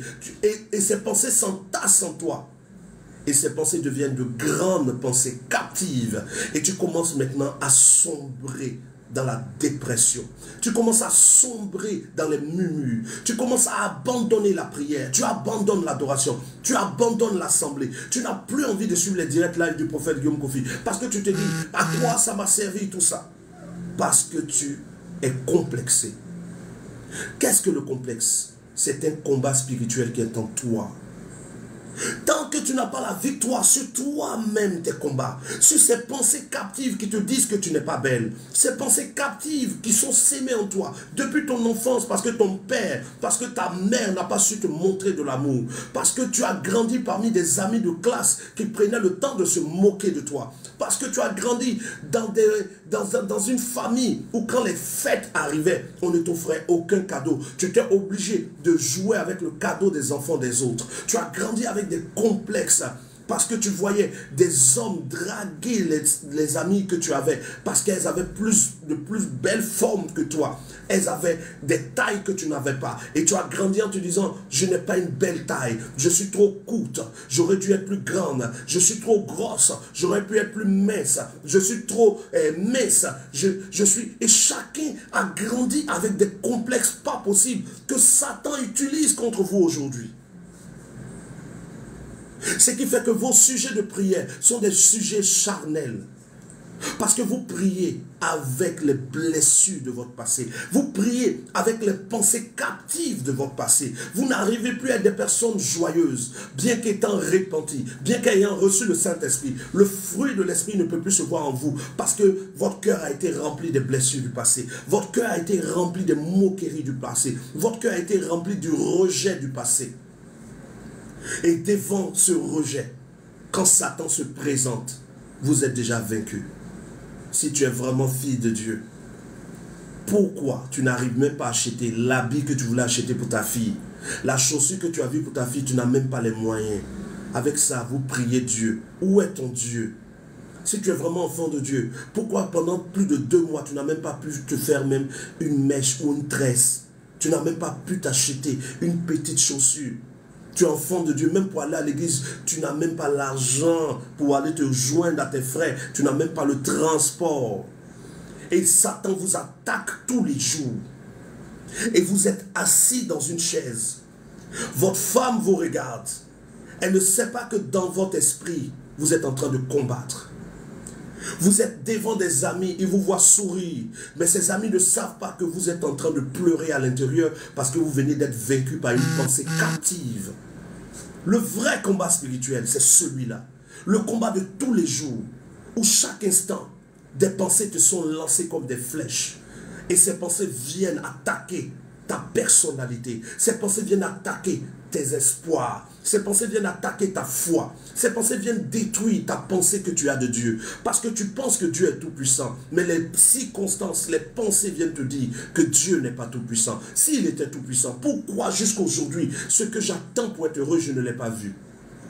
Et beaucoup sombrent dans le désespoir. Beaucoup abandonnent Dieu et se tournent vers la religion chrétienne, vers la religion musulmane, vers toutes sortes de religions, pendant que Dieu n'est pas le Dieu des religions, mais Dieu est le Père qui veut marcher avec toi dans la vérité. Si tu es le Fils de Dieu, pourquoi toutes ces choses t'arrivent-elles? Pourquoi tu as échoué à cet examen pendant que tu avais fait ce songe? Dans ce songe, Dieu t'avait dit que tu allais avoir l'examen. Dans cette vision, Dieu t'avait dit que tu allais voyager. Dans cette prophétie, on t'avait annoncé un grand commerce. Mais malgré cela, tu n'as rien vu. Et le diable vient te dire, voici, où sont ces choses que Dieu t'a promises? Et tu es abattu, tu es découragé. Tu te demandes, qu'est-ce que je fous dans cette affaire de Dieu? Et chaque fois que tu veux sortir de cela, parfois la pensée te vient. Et si je sors que je meurs, j'irai à l'enfer. Beaucoup de personnes aujourd'hui pensent suivre Dieu, mais sont simplement en train de suivre leur peur de l'enfer. Le véritable Dieu ne se suit pas par la peur, il se suit par la foi. Le véritable Dieu ne se suit pas par la peur, il se suit par la foi.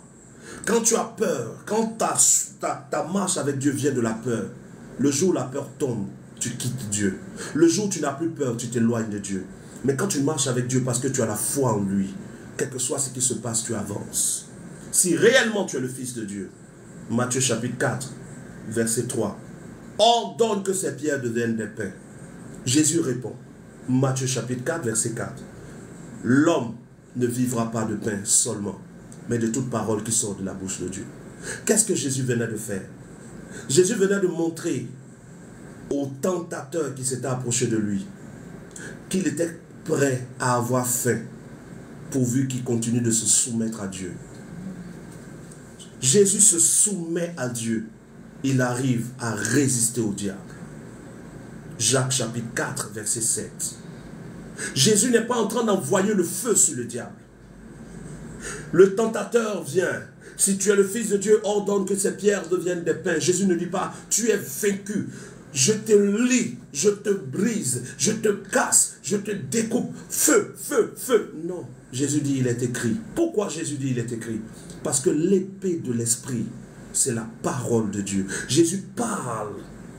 Il libère une parole qui est venue dans son esprit. Il libère cette parole et il obéit à cette parole. Il dit à Satan, l'homme ne vivra pas de pain seulement, mais de toute parole qui sort de la bouche de Dieu. Et quand il finit de dire de toute parole, il n'ordonne pas que les pierres deviennent des pains, parce qu'il se soumet à la parole. Il a résisté au diable. Comment? En se soumettant à Dieu. Comment? En obéissant à la parole. Dans le livre de Matthieu chapitre 4, verset 5, le diable le transporta dans la ville. Est-ce que vous vous rendez compte que quand Jésus-Christ se soumet à Dieu, en obéissant à la parole, le diable a laissé le sujet du pain pour aller dans un autre sujet? Pourquoi Satan continue-t-il tous les jours à te parler de richesse? Parce que tu ne t'es pas encore soumis à Dieu par rapport à la richesse. Pourquoi tu tombes toujours dans le même péché? Pourquoi tu tombes toujours dans la même situation? Pourquoi tu tombes toujours dans le même désespoir? Pourquoi tu tombes toujours dans la même dépression au sujet du mariage, au sujet de ton visage, au sujet de ta beauté, au sujet des pensées, au sujet de on ne m'aime pas, personne ne m'aime? Parce que tu t'es pas encore soumis à Dieu dans ce domaine. Quand tu te soumets à Dieu dans un domaine précis, le diable s'éloigne de toi dans ce domaine. Si tu es le Fils de Dieu, ordonne que ces pierres deviennent des pains. Jésus dit, il est écrit, l'homme ne vivra pas de pain seulement, mais de toute parole qui sort de la bouche de Dieu. Satan a fermé sa gueule sur le pain, il s'en va ailleurs. Et je vous rappelle que ce jeudi, à partir de 20h30, je serai sur Facebook et je parlerai des différents domaines que Satan attaque. Vous voyez là, il a touché un domaine, il s'en va dans un autre. Matthieu chapitre 4, verset 5. Le diable le transporta dans la ville sainte, le plaça sur le haut du temple et lui dit, si tu es le Fils de Dieu, jette-toi en bas, car il est écrit, il donnera des ordres à ses anges à ton sujet et ils te porteront sur leurs mains, de peur que ton pied ne heurte contre une pierre. Je précise pour ceux qui nous prennent en marche que voici le thème de ce soir. C'est la masterclass, ça sera tous les mardis à partir de 20h30. Non. Le thème ce soir, c'est comment faire face au combat spirituel de nos vies. Et avant que je continue, j'aimerais vraiment que nous passions à 200 000 tapotages pour qu'on puisse avancer. Atteignons au moins 190 000. Allons-y ensemble, tapotons et voyons ce que nous sommes capables de faire ensemble, parce qu'ensemble nous sommes forts. Nous sommes à 185 000. C'est en même temps pour moi l'occasion de vous donner, de faire une pause, parce que quand l'enseignement est dense et qu'on touche à plusieurs choses en même temps, certaines personnes n'arrivent pas à vraiment, comment j'aurais dit ça, comprendre tout. Et donc cette petite pause où nous tapotons ensemble permet à des gens d'écrire ce qu'ils ont écrit, parce qu'il y a plusieurs personnes qui écrivent. Je salue l'évangéliste Zanou du Bénin, qui est un homme vraiment extraordinaire dans son amour pour Dieu et qui prend le temps vraiment de chercher à être un vase d'honneur. Et plusieurs d'entre vous, peut-être que je n'ai pas cité ton nom, s'il te plaît, ne te fâche pas, mais j'ai pensé immédiatement à cet évangéliste. Je crois qu'il est sur le direct, au cas où il n'est pas là, la grâce de Dieu sur lui. Voilà. Et il nous reste un pour atteindre les 190 000 et nous poursuivons notre direct. Juste un. Allez, c'est atteint. Et donc, il dit ceci, nous sommes dans Matthieu chapitre 5. Le diable, Matthieu chapitre 4, verset 5, le diable transporta. Ah, il est là. Amen, merci pour tout. Je suis là. Gloire à Dieu. Et il est là. Moïse, l'évangéliste Moïse. Matthieu chapitre 4, verset 5. Le diable le transporta dans la ville sainte, le plaça sur le haut du temple et lui dit, si tu es le fils de Dieu, si tu es le fils de Dieu, jette-toi en bas, car il est écrit, il donnera des ordres à ses anges en ta faveur, de peur à ton sujet, et ils te porteront sur les mains, de peur que ton pied ne heurte contre une pierre. Le diable fit quoi? Le diable le transporta. Mais pourquoi le diable qui a dit transforme ses pierres en paix est en train de le transporter maintenant? Parce que Jésus s'est soumis à Dieu, il a résisté au diable en s'appuyant sur la parole. Jacques chapitre 4, verset 7. Soumettez-vous d'abord à Dieu. Si tu commences à te mettre comme une opportunité, une pression, la soumission à Dieu, je t'assure qu'il y a des combats dans ta vie que tu ne verras plus. Il y a des témoignages que tu vas avoir sans qu'un homme de Dieu n'ait prié pour toi. Il y a des témoignages que tu vas avoir sans avoir eu à prier. Tes situations vont changer, des circonstances vont changer. Tu seras choqué de voir que c'était plus facile que ce que tu pensais. Soumettez-vous à Dieu. La vie éternelle, c'est de se soumettre à Dieu. Amen. Sans devenir religieux, chrétien ni musulman. Se soumettre à Dieu. Se soumettre à Dieu, c'est obéir à la parole de Christ, de Jésus. Eh bien, nous sommes dans Matthieu chapitre 4. Le diable a échoué dans sa première tentative. Il va attaquer la deuxième. Il le transporte. Ici, quand on parle du diable qui a transporté Jésus dans la ville sainte, cela va être pour nous comme l'image de nos pensées. Pas comme le corps qui est transporté, mais comme nos pensées. Il le transporta dans la ville sainte, au sommet du temple, et il lui dit, si tu es le fils de Dieu, jette-toi en bas. Cette stratégie du diable dans le combat spirituel arrive à beaucoup d'entre vous, où Satan te dit, mets Dieu à l'épreuve. Beaucoup de chrétiens disent, je vais mettre Dieu à l'épreuve. Je vais prendre 50 000. Je n'ai pas l'argent, mais je vais prendre mes 50 000 et mettre Dieu à l'épreuve. Frère, on ne met pas Dieu à l'épreuve. On se soumet à Dieu. On ne met pas Dieu à l'épreuve. Si j'ai 50 000, que c'est 50 000 qui me restent, que je décide de donner les 50 000, ce n'est pas pour mettre Dieu à l'épreuve. C'est que Dieu m'a convaincu de le faire, je le fais par la foi.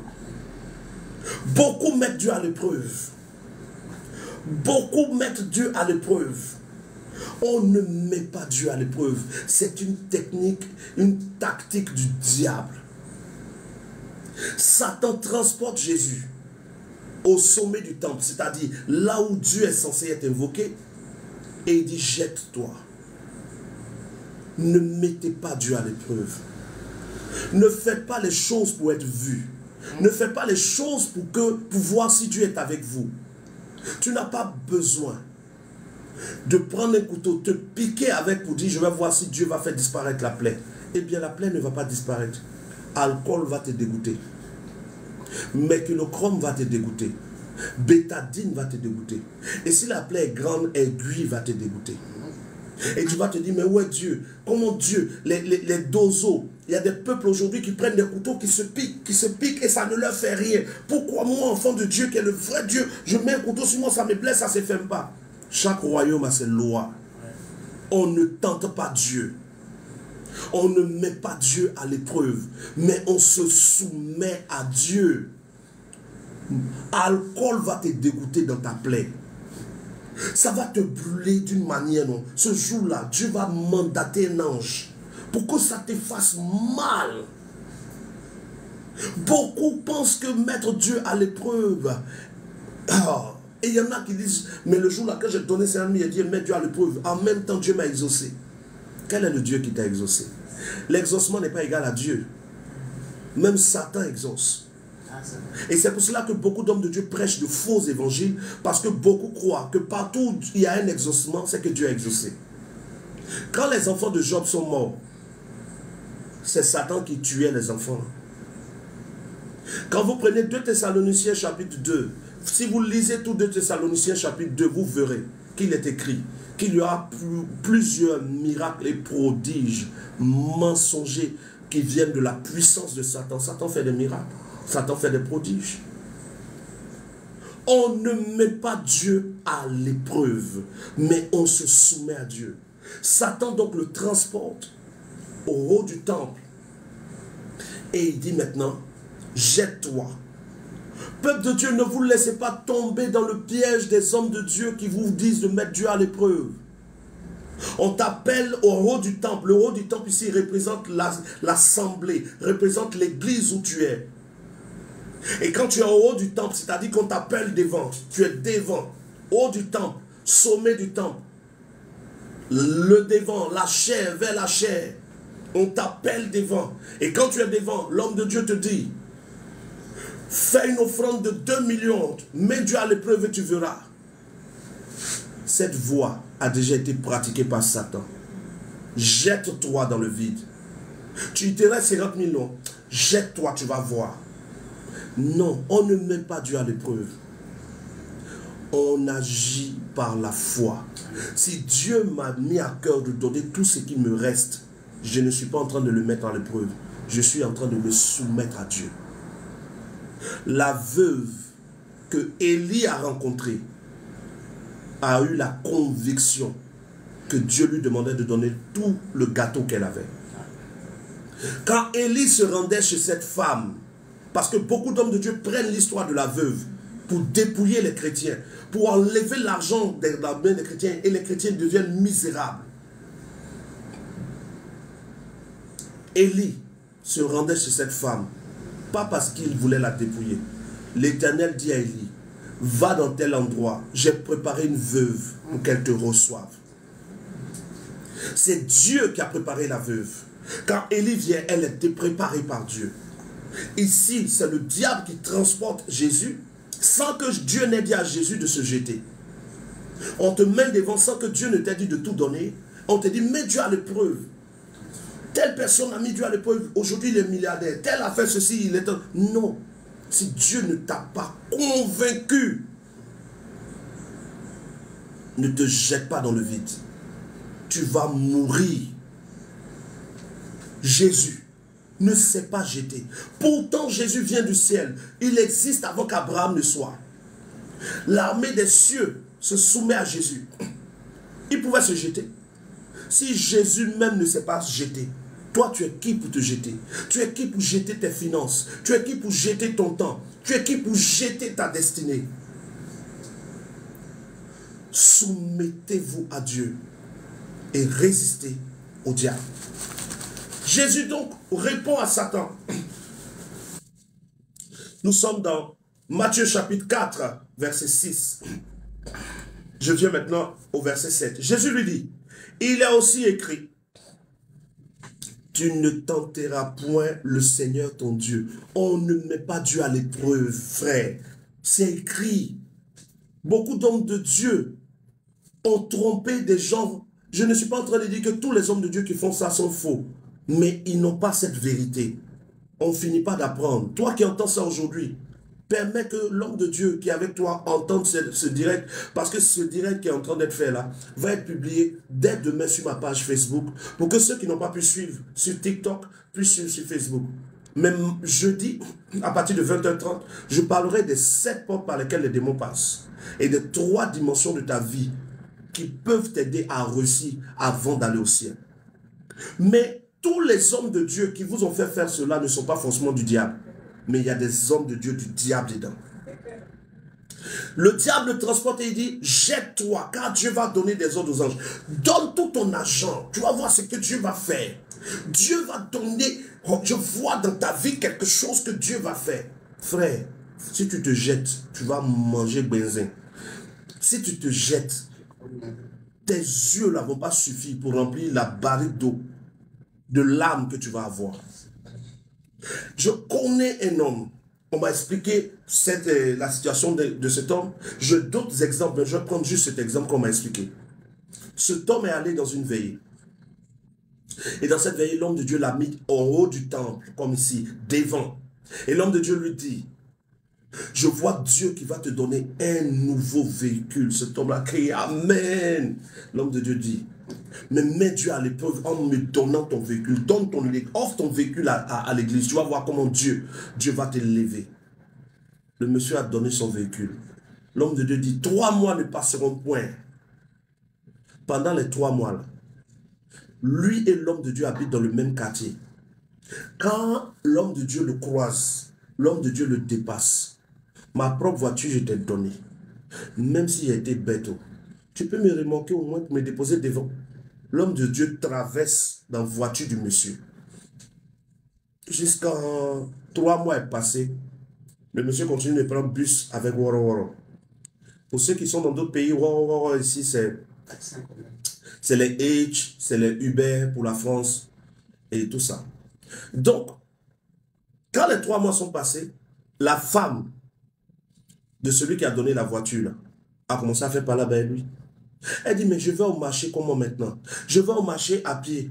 La femme de l'homme de Dieu est dans ta voiture. Voiture que tu as donnée là, elle passe, elle ne peut pas me prendre. J'ai bagage même là, elle me dépasse. Elle dit, non, il ne faut pas murmurer. On va murmurer, Dieu va se fâcher. Vous voyez, quand on refuse de réfléchir là, on devient très bête et misérable. Jusqu'à Dieu va faire grâce à cet homme. Dieu va faire grâce à cet homme. Une pluie va tomber pendant qu'il s'en va au travail. Pluie là a chicoté. La pluie l'a mouillé le monsieur jusqu'à pendant qu'il marchait. Voici l'homme de Dieu dans sa voiture en train de passer. Il lève sa main pour arrêter l'homme de Dieu. L'homme de Dieu lui dit, il est pressé. Le même soir, le monsieur allait taper la porte de l'homme de Dieu. On dit, il n'est pas encore venu. Il s'est arrêté devant le portail. Dès que l'homme de Dieu est arrivé net, il dit, pardon, il faut descendre, tu as donné mes clés. L'homme de Dieu dit, tu vas être maudit. Tu vas voir ce que Dieu va te faire. Quand on donne quelque chose à l'Éternel, on ne répond pas. La malédiction qui va venir sur toi. Il dit, moi, je suis déjà maudit. Si il n'était pas maudit, voiture là, il n'allait pas te donner. Parce que ce n'est pas ici maudit là qui t'a donné ce véhicule. 3 mois là, tu ne m'as pas dit 3 mois. 3 mois est passé, il y a eu quoi? Je ne te donne pas la clé. Il a commencé à parler en langue, tout ça. Le gars a attrapé ses corps, a arraché la clé là, jeté son corps dehors, s'assit dans son véhicule, il est parti avec. Quitté l'église. Il n'est pas mort. J'ai assisté à une veillée à Abidjan ici. Et je précise pour ceux qui me suivent maintenant aussi que à partir du mois d'août, je pense entre le 1er et août, entre le 1er et le 5 août, je serai sur la France. Pour tous ceux qui aimeraient me rencontrer et participer aux 2 grands programmes que je vais organiser sur la France, il y aura une veillée plus des séries de baptêmes sur la France. Donc si tu es sur la France, tu es en Belgique, tu es en Italie, tu es dans les zones là que tu aimerais te déplacer pour venir, il ne faudra pas manquer de nous écrire sur le numéro WhatsApp que vous connaissez déjà. Et jeudi, j'en parlerai encore. Jusqu'à la fin de ce mois, je toucherai cela. On était à une veillée.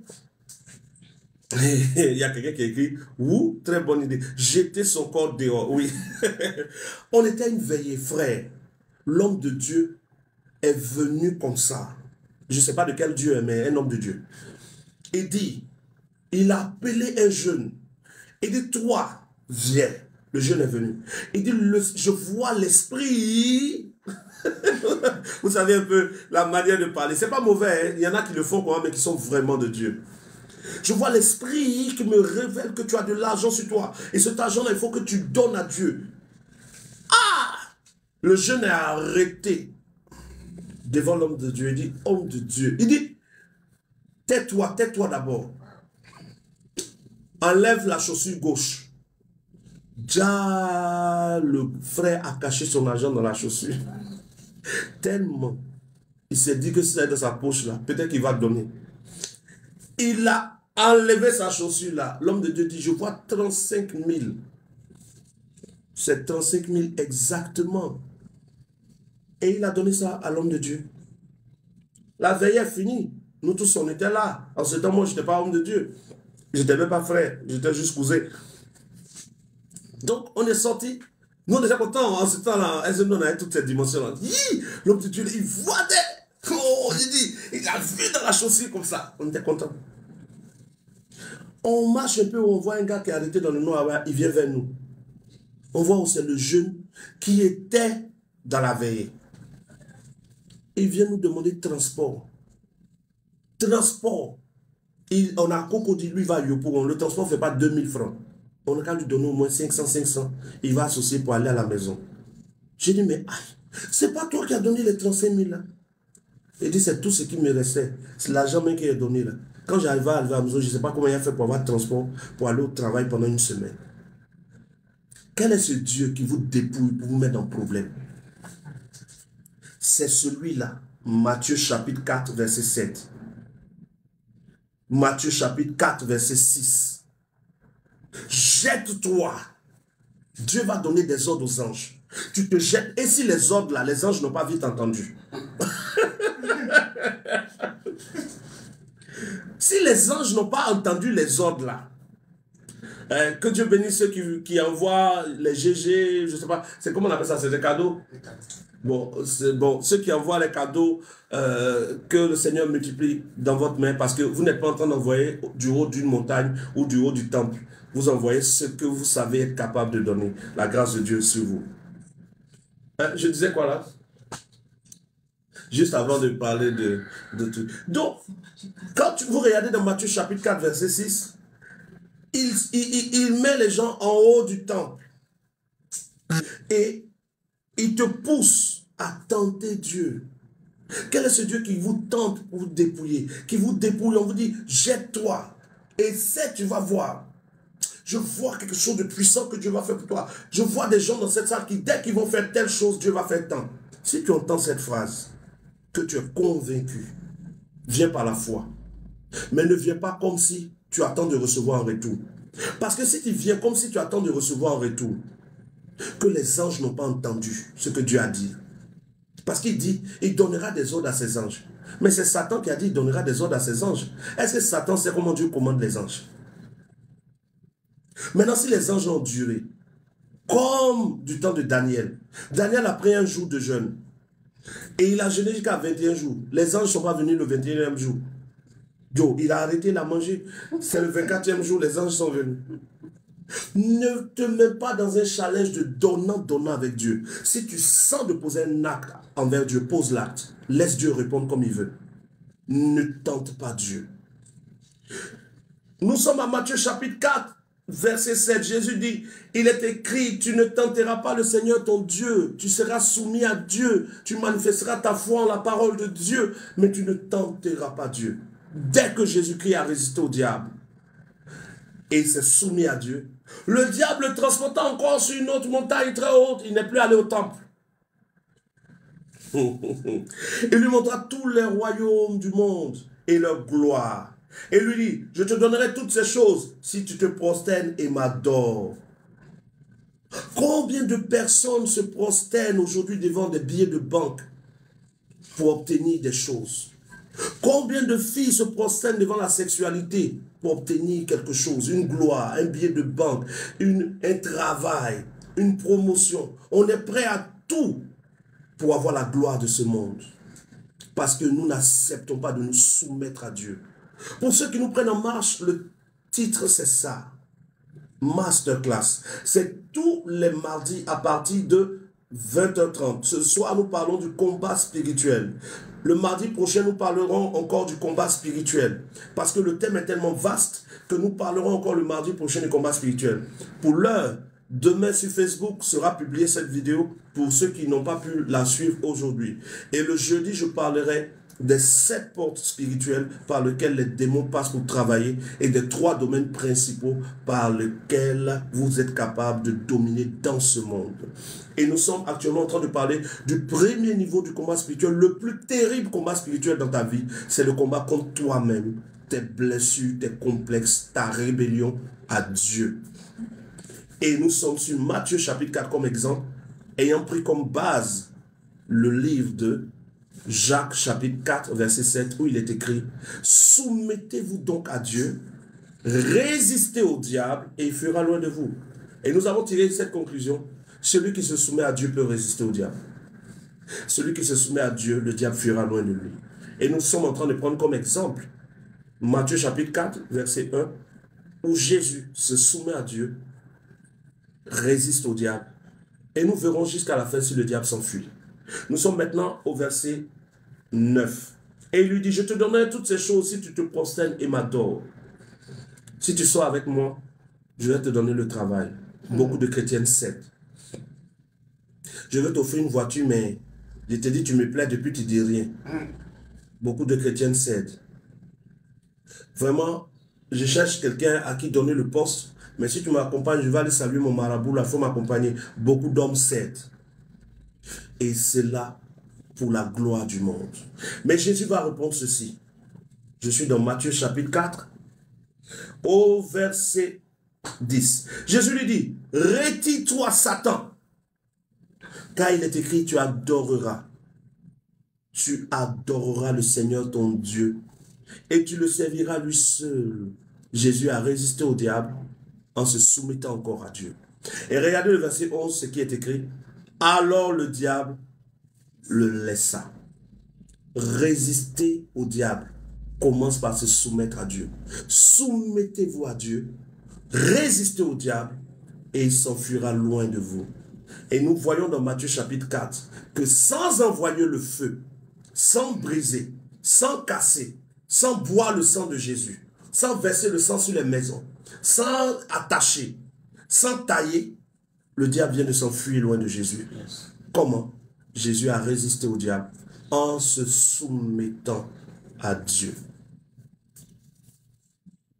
Retenez pour ce soir ceci. Le plus grand combat spirituel, c'est le combat entre toi et toi-même. 2 Corinthiens 10, versets 3 à 5. Jacques chapitre 4, verset 7. Matthieu chapitre 4, verset 1 jusqu'à la fin. Et j'aimerais vous montrer quelque chose qui vous montre très bien que les démons qui agissent dans la vie de quelqu'un n'agissent que là où il y a les actes de la chair. Ce test est tellement précis. Nous sommes dans le livre de Jacques. Jacques chapitre 3. Et nous lisons à partir du verset 13. Jacques chapitre 3, Jacques chapitre 3, verset 13. Je fais la lecture. Lequel d'entre vous est sage et intelligent? Ceux qui sont sages et intelligents. Verset 14. Mais si vous avez dans votre cœur un zèle amer et un esprit de dispute, ne vous glorifiez pas et ne mentez pas contre la vérité. Verset 15.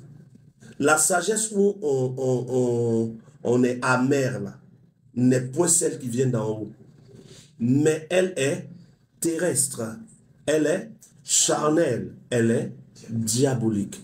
Tout ce qui est terrestre et charnel est lié au diable. Quand vous marchez en obéissant aux œuvres de la chair, c'est là que le diable est capable de venir agir. Jean chapitre 14, verset 30, Jésus dit, le prince de ce monde vient, mais il n'a rien en moi. Et puisqu'il n'a rien en moi, il ne peut rien prendre de moi. Pourquoi les démons arrivent à détruire tes affaires? Pourquoi les sorciers arrivent à faire tomber tes entreprises? Sûrement que tu n'as pas encore pris sur toi de résister au diable en te soumettant à Dieu.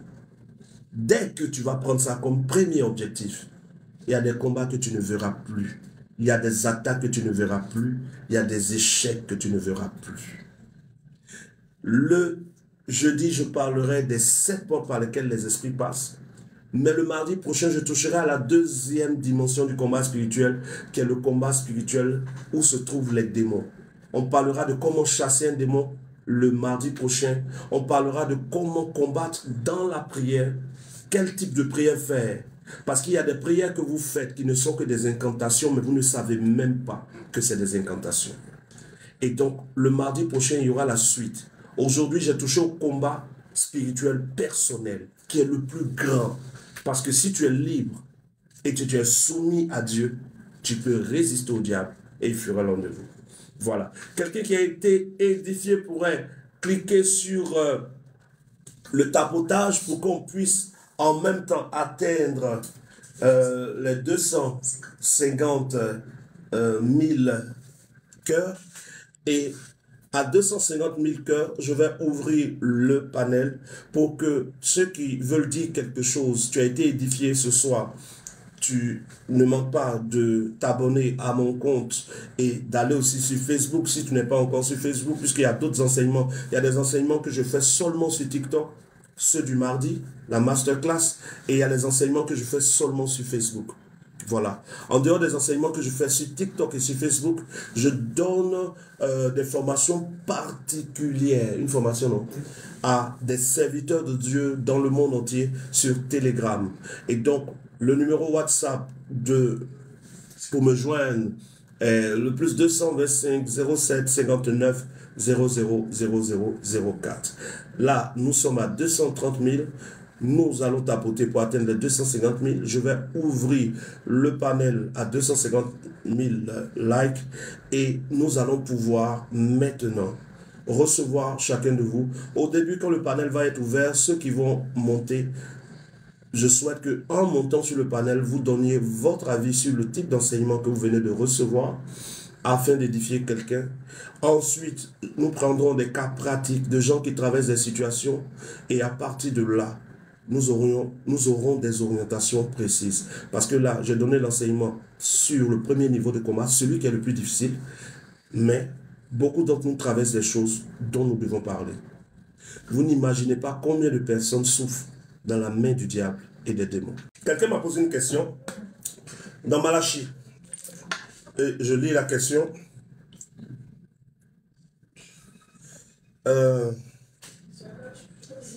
On va lire. Malachie chapitre 3 verset 10. Apportez à la maison du trésor toutes les dîmes afin qu'il y ait de la nourriture dans ma maison. Mettez-moi de la sorte à l'épreuve, dit l'Éternel des armées. Et vous verrez si je n'ouvre pas vous. Et donc, certaines personnes ont utilisé ce texte pour faire des veillées, pour dire que il faut éprouver Dieu. Non, nous étions, en ce temps-là, le peuple était physique, les ennemis physiques, tout était physique, ils étaient charnels. Aujourd'hui, nous sommes spirituels. Et Jésus dit, tu ne tenteras pas l'Éternel ton Dieu. Le mot grec traduit par épreuve et tentation, c'est le même mot. Donc, nous ne partons plus à une maison physique, nous sommes le temple de Dieu. Nous ne mettons plus Dieu à l'épreuve, parce que eux, ils mettaient Dieu à l'épreuve parce qu'ils ne connaissaient pas Dieu. Mais nous connaissons Dieu. Jean chapitre 17, verset 3. La vie éternelle, c'est qu'ils te connaissent toi, le seul vrai Dieu. Nous connaissons Dieu et nous savons qu'il est tellement fidèle que nous n'avons pas besoin de le mettre à l'épreuve. Et donc, le texte de Malachie ne me concerne pas. La maison du trésor dont parlait Malachie a été détruite. Nous, notre temple n'est pas détruit. Voilà. Ici, nous sommes dans la dimension spirituelle. Le peuple n'est plus physique, le peuple est spirituel. Le combat n'est plus physique, le combat est spirituel. Le temple n'est plus physique, le temple est spirituel. Aujourd'hui, nous avons touché au premier niveau de combat, le plus difficile, le combat contre soi-même. Le mardi, on touchera au deuxième niveau, c'est-à-dire le combat contre les démons, contre le diable, la délivrance, les songes dans lesquels les esprits se manifestent. Tout ça, ce sera le mardi prochain. Mais déjà jeudi, sur Facebook, on parlera de la loi de la grâce. On parlera des 7 portes par lesquelles les esprits passent et des 3 dimensions dans lesquelles vous devez être vainqueur pour être heureux. La grâce de Dieu sur vous. Vous êtes bénis.